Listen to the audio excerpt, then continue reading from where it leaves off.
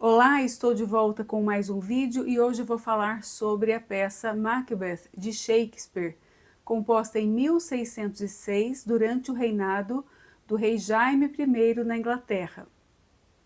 É uma peça que fala sobre ambição e sobre a decadência moral de um rei, o rei da Escócia, que seria então Macbeth e sua esposa Lady Macbeth. Mas antes de falar sobre a peça em si, como de costume, vou dar aquele contexto, para facilitar o entendimento. Shakespeare passou grande parte da sua vida durante o reinado da rainha Elizabeth I, para quem inclusive ele compôs várias peças, ou por encomenda ou para homenageá-la. E quando ela faleceu, em 1603, ela não deixou herdeiros e quem assumiu o trono da Inglaterra em seu lugar foi então o filho de sua prima, Mary Stuart, que no caso seria seu primo aí de segundo grau, Jaime I. Ele já era rei da Escócia, era rei Jaime VI da Escócia. E por ser filho de Mary Stuart, que era uma católica e inclusive morreu por causa disso, era de se esperar que ele restabelecesse o catolicismo na Inglaterra, mas não foi o que aconteceu. Ele continuou, ele permaneceu ali com as mesmas diretrizes da sua antecessora e manteve o anglicanismo como religião oficial da Inglaterra e continuou promovendo uma grande perseguição aos católicos, aos praticantes do catolicismo. Por causa disso, em 1606, houve então aquela conspiração, a conspiração da pólvora, que foi uma tentativa de assassinato do rei Jaime por parte de um grupo de radicais católicos. E sobre esse tema eu já falei em outros dois vídeos, tanto no vídeo sobre a série Gunpowder, e também no vídeo sobre o filme V de Vingança. Então, nesses dois vídeos eu falo sobre essa conspiração da pólvora, não vou mais entrar em detalhes a respeito, mas foi então uma tentativa de assassinar o rei por parte então dos católicos. E Shakespeare tinha vários parentes que eram católicos, praticantes ali do catolicismo. Ele temia por sua vida, ali estava uma situação muito frágil, e então ele compôs essa peça meio que para agradar ao rei, fazer uma homenagem, inclusive aos seus antepassados, já que Macbeth se passa na Escócia e fala então sobre possíveis antepassados do rei Jaime. Traz também esse tema do regicídio, o assassinato de um rei, que era algo muito sério, que estava como um tema muito sensível naquele momento, e também outras menções, outras abordagens nas quais ele manda uma certa mensagem ali para o rei Jaime. Bom, trazendo aqui então uma linha do tempo, Elizabeth tem o seu reinado entre 1558 e 1603, e depois disso então assume o rei Jaime I de 1603 a 1625. Shakespeare viveu entre 1564 e 1616 e compôs a maioria de suas obras entre 1590 e 1613. Macbeth é uma obra fictícia, mas é baseada em um livro chamado Crônicas da Inglaterra, Escócia e Irlanda, que é um compilado de fatos históricos. Então é uma obra de ficção, porém baseada em fontes históricas. A história vai se passar por volta do ano de 1040. E o que estava acontecendo nas Ilhas Britânicas naquele momento? Já havia sido iniciado o ataque ali, a invasão dos vikings, alguns anos antes, alguns séculos na verdade antes, por volta do final ali do século IX, já havia sido iniciado então esse ataque dos noruegueses, o povo nórdico, às Ilhas Britânicas. E naquele ano eles estavam então avançando para o interior das Ilhas Britânicas, para o interior da Escócia. A Escócia era governada pelo rei Duncan, que era um rei muito amado, muito justo, e ele era pai de dois filhos, Malcolm, que era príncipe de Cumberland, e Donalbain. E estava vendo então o ataque de um guerreiro norueguês amando ali do rei da Noruega, que era o rei Sueno, um rei que de fato existiu. Só que esse guerreiro norueguês estava contando com a ajuda de um nobre, um lorde escocês, que era o barão de Cawdor, o MacDonald, que se uniu então a esses invasores, traindo a confiança do rei Duncan. Por esse motivo, houve uma batalha ali na região onde eles estavam, que era a região de Fife, e quem lutou bravamente contra esses noruegueses, né, e saiu vencedor foi então Macbeth, que também era um lord, era barão de Glamis, e ao lado dele lutou também o seu amigo Banco. Os dois foram muito corajosos e a fama dessa coragem, né, dessa bravura, chegou então até os ouvidos do rei Duncan, porque eles estavam ali no acampamento, na região também. Chega um soldado vindo dessa batalha e relata para o rei Duncan os fatos, né, tudo que tinha acontecido, como Macbeth foi então tão corajoso. Inclusive o rei pergunta para esse soldado, né, mas Macbeth não teve medo? Ele responde, teve sim, tanto medo quanto uma águia diante de um pardal. Ou seja, não teve medo algum, né? Foi muito corajoso, e com isso o rei Duncan, se sentindo ali muito satisfeito, né, com essa vitória, decide dar a Macbeth o título de Barão de Cawdor, que era daquele traidor, né?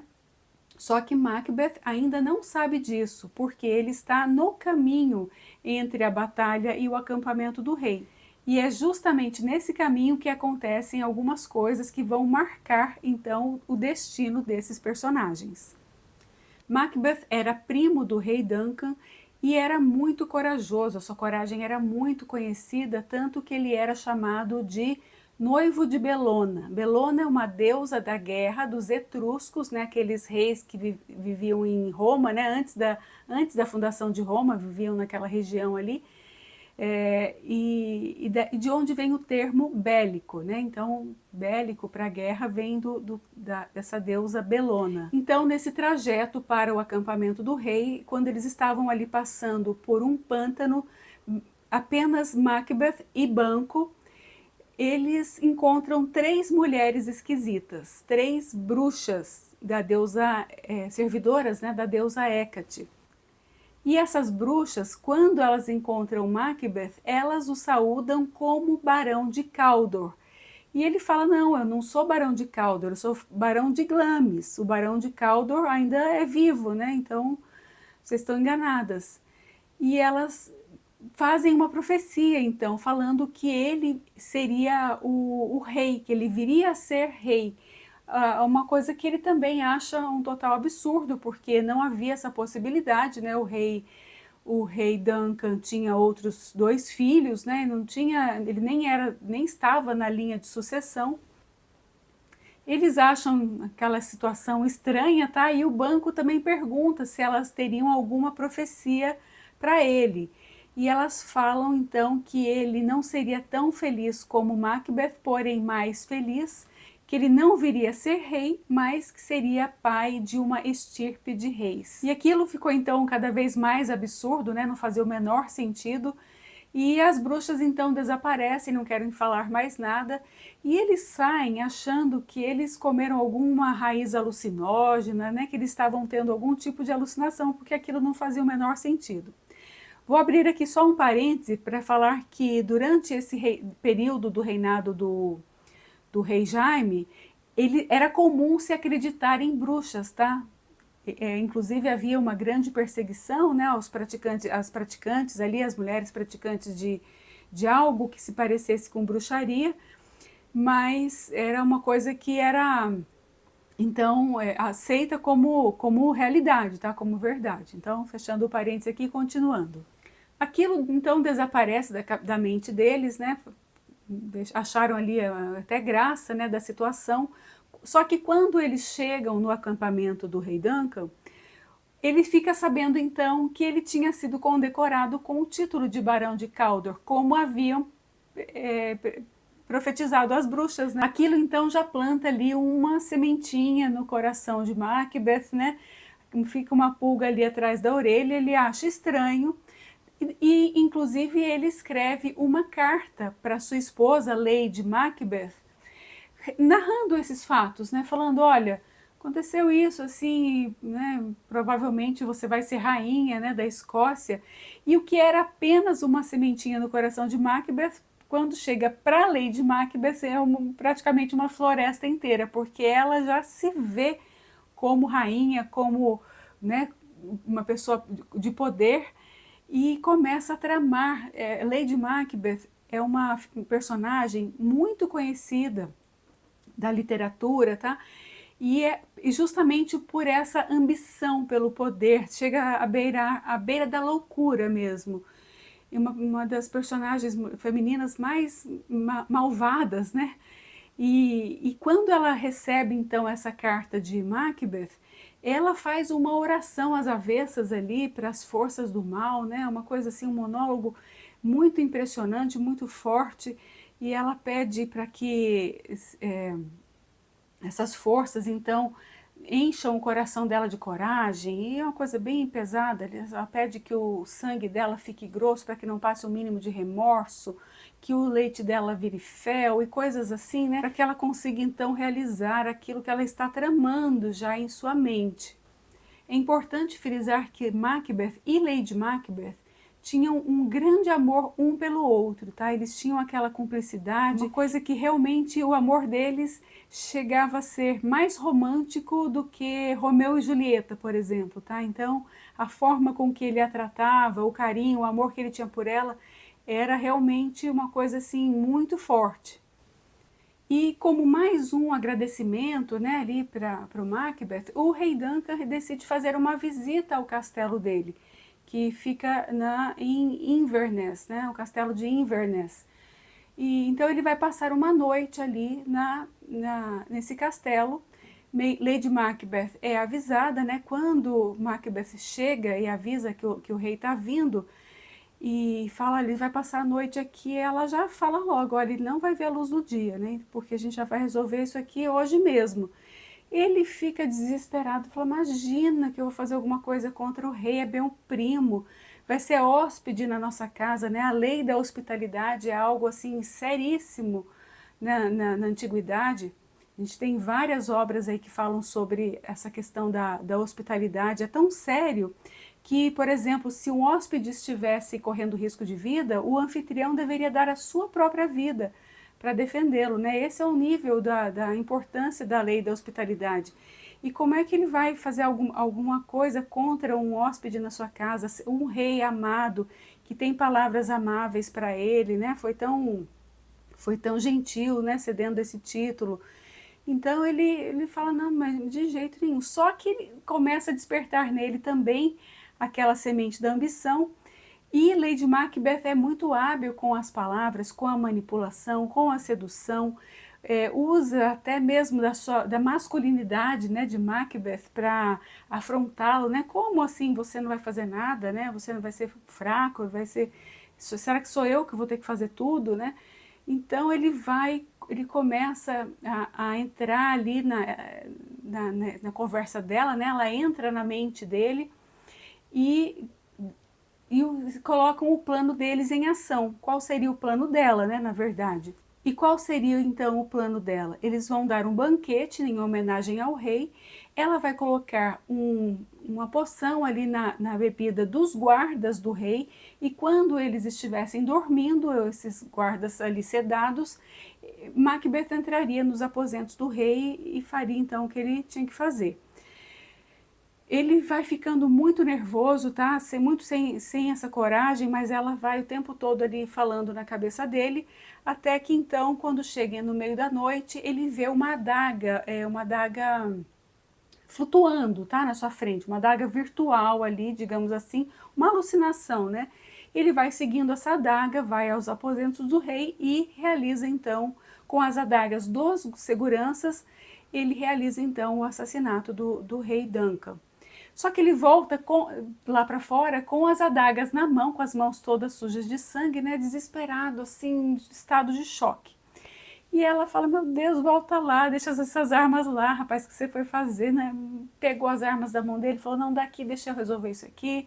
Volta lá, coloca as adagas, né, de volta, bagunça ali o ambiente, né, para parecer que realmente foram os seguranças fizeram tudo, e volta então com as mãos sujas de sangue também. Fala, ó, agora então minhas mãos estão iguais às suas, né? Estão sujas de sangue também. E durante a noite ela foi muito turbulenta, tá? Porque ali a natureza, ela também participa da peça, né? A natureza, ela é quase como um personagem também. Então, naquela noite houve muito vento, houve queda de árvores, os cavalos fugiram, né? Os animais estavam alvoroçados, né? Foi uma coisa assim bem estranha, uma noite muito esquisita.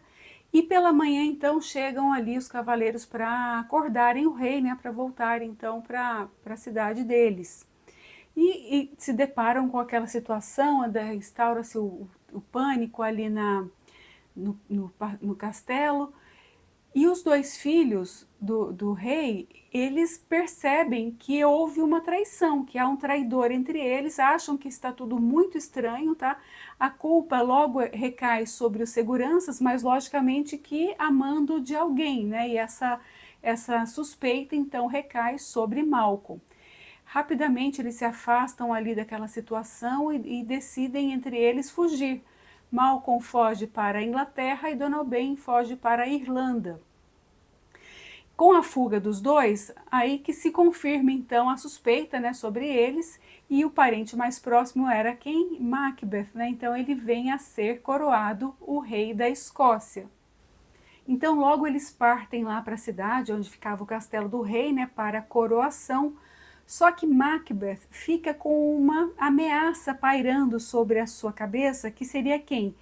O Banquo, seu grande amigo, né, que estava junto no momento da profecia, e poderia ser uma ameaça tanto por recair alguma suspeita sobre ele, sobre Macbeth, como aquela profecia estranha que falaria então que Banquo viria a ser o pai de futuros reis, né, e não ele, Macbeth. Então ele resolve eliminar essa ameaça, já que ele começou, né, já que ele mudou a sua essência, né, que ele, de um guerreiro corajoso, leal, ali, fiel ao rei, ele passou a ser essa pessoa ambiciosa, sedenta pelo poder. Então, já que ele começou, agora ele iria então até o fim. E começa a ficar muito paranoico com relação a isso.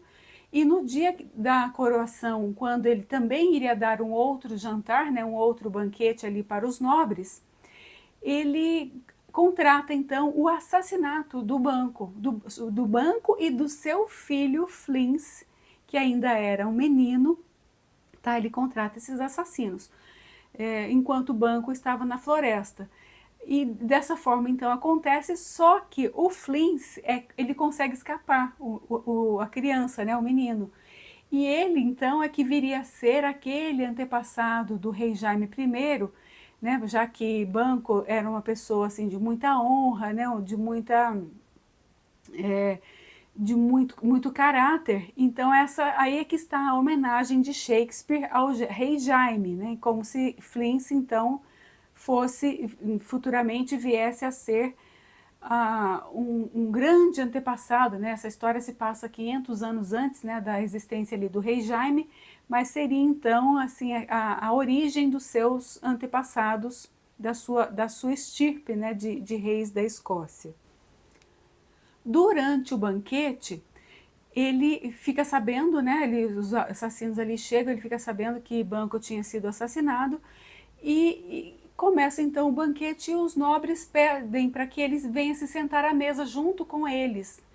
E ele fala, não, mas não tem nenhuma cadeira vazia, né? Ele fala, não, tem essa cadeira que está vazia. Só que ele estava vendo ali naquela cadeira, de costas, né, para ele, o fantasma de Banquo. Esse fantasma se vira para ele e ele fica completamente aterrorizado, ele entra em estado de choque, começa a falar coisas insanas, tá? Lady Macbeth logo vem tentar acalmar ali, pôr panos quentes, né? Já termina também, já encerra logo o banquete, fala que ele está tendo um problema de saúde ali, que é muito comum ele ter esses ataques, tá? Mas ninguém entende nada.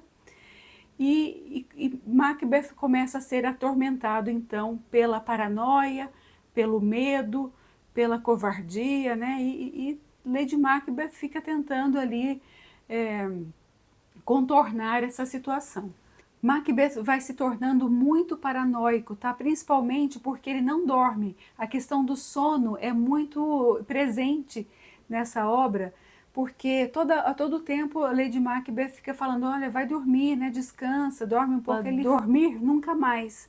Glamis matou o sono, Cawdor não mais dormirá, Macbeth não mais dormirá. Ou seja, enquanto ele era barão de Glamis, ele matou, com todos aqueles atos que ele cometeu, né, ele matou o sono, a paz de espírito dele, né, tirou a paz de espírito. Então, o barão de Cawdor e o rei Macbeth, quem ele tinha se tornado, né, não iriam poder dormir mais com essa consciência pesada desse jeito. Ele resolve, então, voltar a procurar aquelas bruxas e pedir para que elas falem mais, né? Pedir mais informações, mais uma orientação. Quando ele chega lá, então, essas bruxas, elas estão mexendo ali no seu caldeirão, fazendo aquelas coisas bem de bruxa mesmo, né?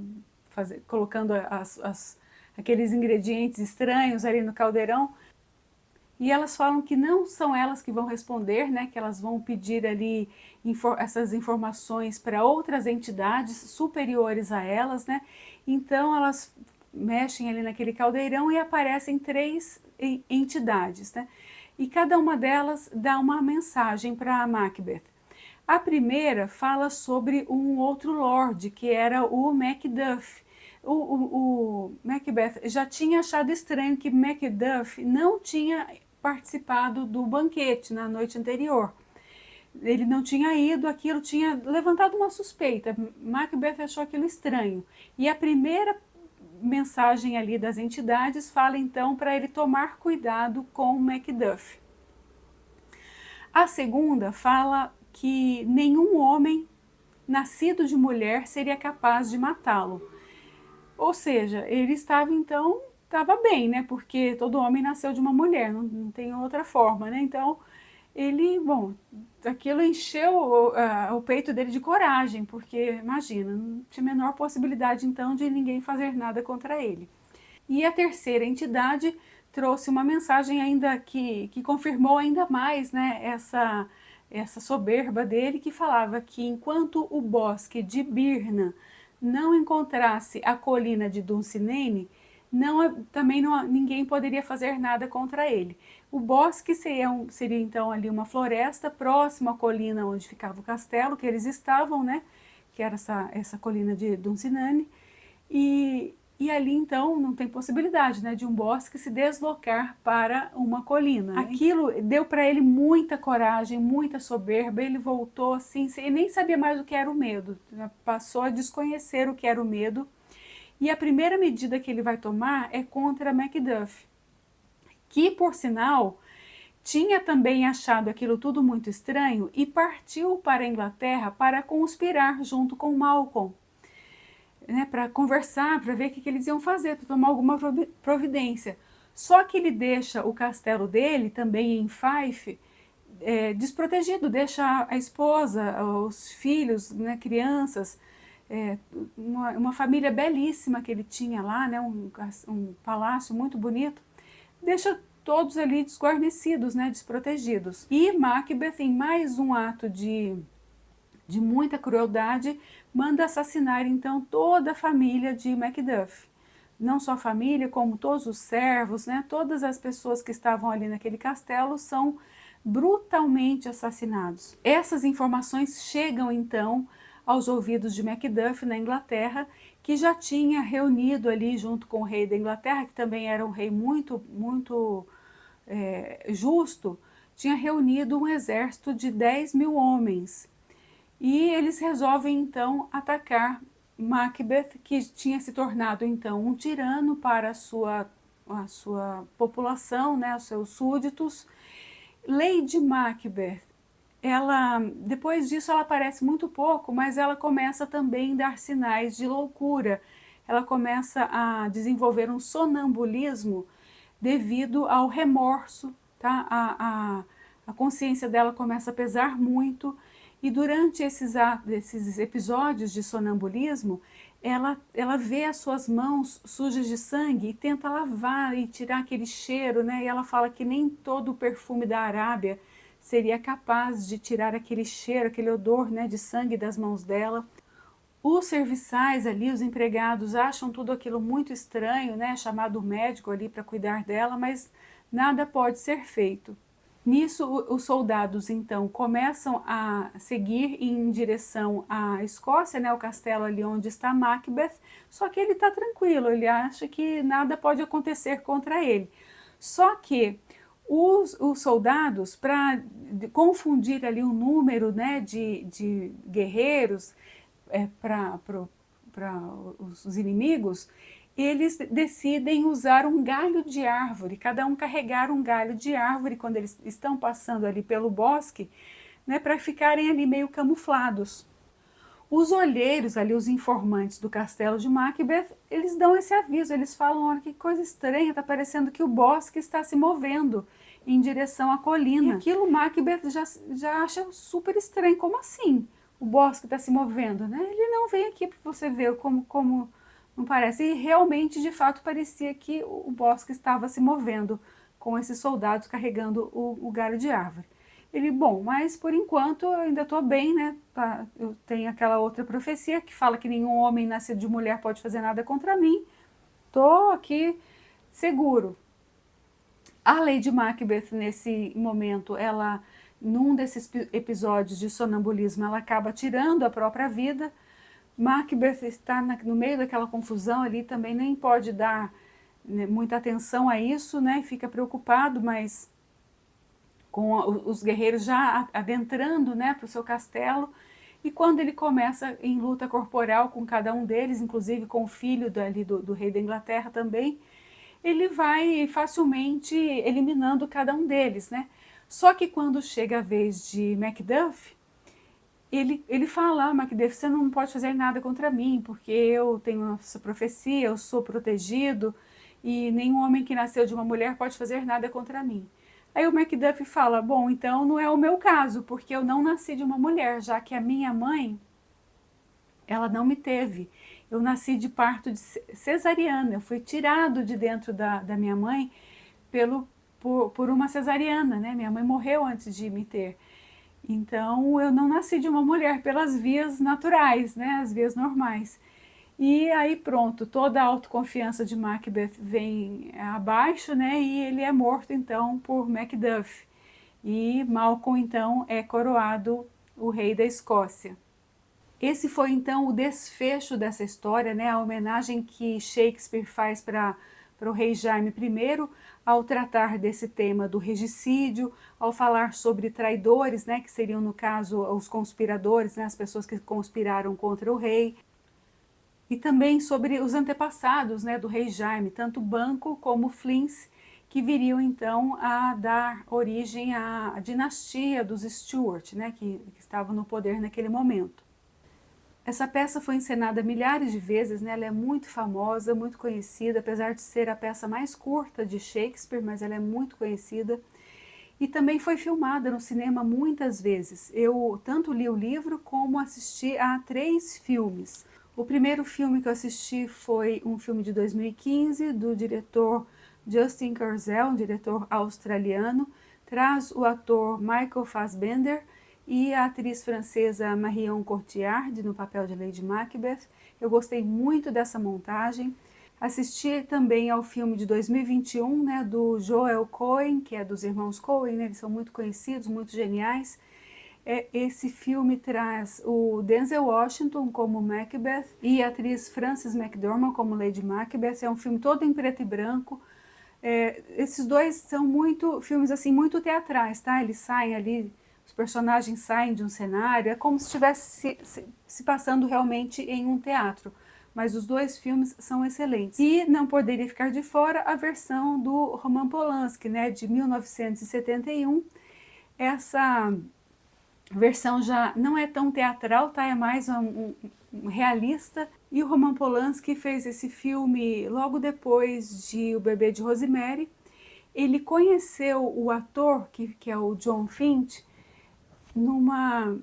num avião. Ele era um ator iniciante, ninguém conhecia ele, e ele se encantou por esse ator, achou ele muito carismático, já resolveu colocá-lo no papel. O pessoal da produção ficou bem com o pé atrás, né, com razão, um ator ali desconhecido, mas quando ele começaram as filmagens, né, eles se convenceram de que realmente foi a escolha mais acertada. E também para a Lady Macbeth, eles escolheram uma atriz, Francesca Annis, que era uma atriz jovem e muito bela, porque Roman Polanski não queria, já tinha 3 bruxas, né? Então ele não queria uma 4ª bruxa, ele queria que Lady Macbeth se destacasse das bruxas, apesar de toda a maldade dela, mas ele seria então interpretado por uma mulher muito jovem, muito bela. Então ali o casal é bastante jovem. O livro, ele dá um destaque a algumas palavras, né, algumas expressões ali, que ele deixa em letra maiúscula, justamente para transformar quase que como uma entidade, tá? Como um ser, que no caso seriam, tá? Vou ler aqui: a sorte, o heroísmo, a justiça, o estado, o destino, paraíso, ambição, noite, dia, escuridão, luz, terra, céus, honra, a graça divina, vida, morte, o apocalipse, o templo, o inferno, o diabo, o sono, a natureza, o assassínio, o medo, o amém. Faz também uma menção ao rei Tarquínio, né, o último rei de Roma, justamente para falar sobre a crueldade, né, e sobre a deusa Hécate, né, que é a deusa das feiticeiras. Eu acho que eu já até falei sobre ela em um outro vídeo, se eu não me engano, quando eu fiz o vídeo sobre Medeia.